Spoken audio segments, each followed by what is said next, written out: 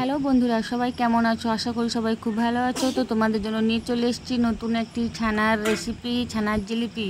তো অনেকটাই দুধ ছিল বাড়িতে, তো তার জন্য আমি ভাবলাম তোমাদের একটি মিষ্টি বানিয়ে দেখাই। দেখো, আমি দুধটা অলরেডি গ্যাসে বসিয়ে দিচ্ছি গরম করার জন্য।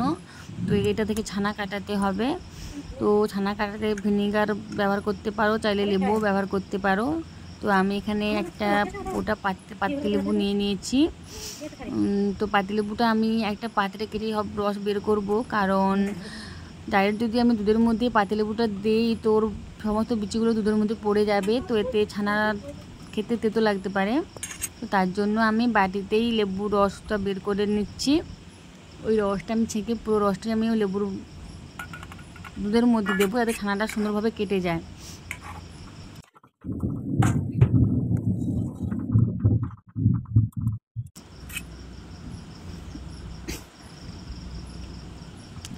দেখো, আমার ছানাটা অলরেডি হয়ে গেছে। তো আমি যে সাদা কাপড়টা রেখেছিলাম ছেঁকার জন্য ওর মধ্যে সমস্ত ঢেলে দিয়েছি। দেখো, তো এটাকে এবার একটু ঠান্ডা জলে রাখতে হবে, যাতে ছানাটা আমি ভালোভাবে নিগড়াতে পারি, যাতে ওর মধ্যে কোনো জল না থাকে। তো এইভাবে তোমরা ঠান্ডা জলে ছানাটাকে ধুয়ে নেবে ভালোভাবে, ছানাটাকে ওর থেকে জল বার করে নিগড়ে দেবে। তো আমি আর একটা কড়াইতে একটু পরিমাণ সাদা জল নিয়ে নিয়েছি, তাতে দিয়ে দিলাম 1.5 কাপ মতো চিনি। তো তোমরা যেমন পরিমাণ ছানা পরিমাণ দেখবে তেমন পরিমাণ জল নেবে। তো একটু স্বাদ আসার জন্য আমি 3টে এলাচ ফেটে দিয়ে দিচ্ছি ওতে। তো দেখো, ছানাটাকে ভালোভাবে মিক্সড করবে, ঠিক আছে? তো ওর মধ্যে আমি দিয়ে দিলাম ময়দা। তো আমি আন্দাজ মতোই দিয়ে দিয়েছি, তোমরা ছানার পরিমাণ দেখে দেবে। দেখো,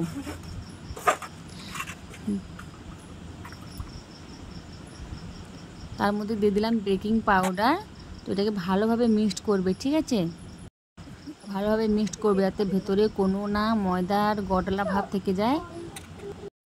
তো ভালোভাবে মিক্সড করবে, পুরো যেন মাখন মানে মাখা যে হয় না, ওর মতো যেন নরম হয়ে যায় একদম। বুঝছো? এইভাবে ভালো করে হাত দিয়ে দলবে মাখাটাকে। তো অন্যদিকে দেখো, অলরেডি আমার মিষ্টি বানানোর যে রসটা হয় ওটা হয়ে গেছে।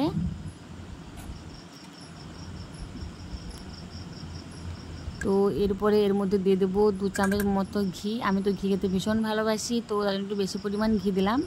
ঘির গন্ধটা আমার খুব ভালো লাগে। দেখো, এইভাবে ঘিটা দেওয়ার পরে ভালোভাবে মাখবে।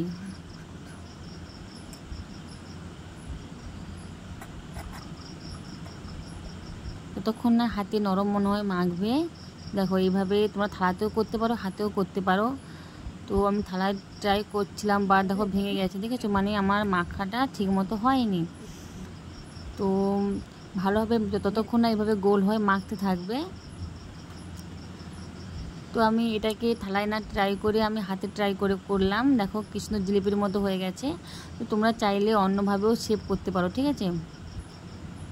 যে যেমনভাবে পারো তেমনভাবেই শেপ করতে পারো। আমার জিলিপিটাই পছন্দ হলো, আমি ওইভাবেই শেপ করলাম, কারণ আমি নাম দিয়েছিলাম জিলিপি, ছানার জিলিপি। তো তাই আমি এইভাবেই শেপ করলাম। তো দেখো, মোটামুটি আমার সমস্ত হয়ে গেছে। তো অন্য একটা পাত্রে দেখো, আমি গ্যাসে অলরেডি তেল গরম করতে দিয়ে দিয়েছি ওটা ভাজার জন্য। তো আমি সমস্ত জিলিপিগুলোই ওই তেলের মধ্যে দিয়ে দিলাম। দেখো, ভালো করে লাল করে ভাজতে হবে, ঠিক আছে? এপিট ওপিট ভালো করে লাল করে ভাজবে, এপিট ওপিট সুন্দর করে ভাজবে। আস্তে আস্তে নাড়বে, না ভেঙে যায়। ভেঙে গেলে জিলিপির শেপটা তো ভেঙে যাবে না। এই দেখো, অলরেডি আমার একটা ভেঙেই গেল। তো দেখো কি সুন্দর লাল হয়ে গেছে। তো সুন্দরভাবে হালকা আঁচে ভাজবে, ভালো করে লাল করে ভেজে নেবে, ঠিক আছে? অলরেডি আমার ভাজা হয়ে গেছে। তো দেখো কি সুন্দর লাল লাল হয়ে গেছে জিলিপিগুলো। তো আমি সেই যে কড়াইতে যে মিষ্টি রস বানানো ছিল ওর মধ্যে ওটা ডুবিয়ে দিলাম, যাতে রসটা ভালোভাবে ওর ভেতরে ঢুকে এবং মিষ্টিটা খেতে নরম হয়। বাকিগুলো যেগুলো রাখা ছিল সেগুলো বাকিগুলো আমি সব ভেজে নিচ্ছি। তো বন্ধুরা, যদি আমার ভিডিও তোমাদের ভালো লেগে থাকে প্লিজ ভিডিওটাকে লাইক কমেন্ট শেয়ার অবশ্যই করবে, এবং আমার পাশে থেকে আমাকে সাপোর্ট করবে, ওকে?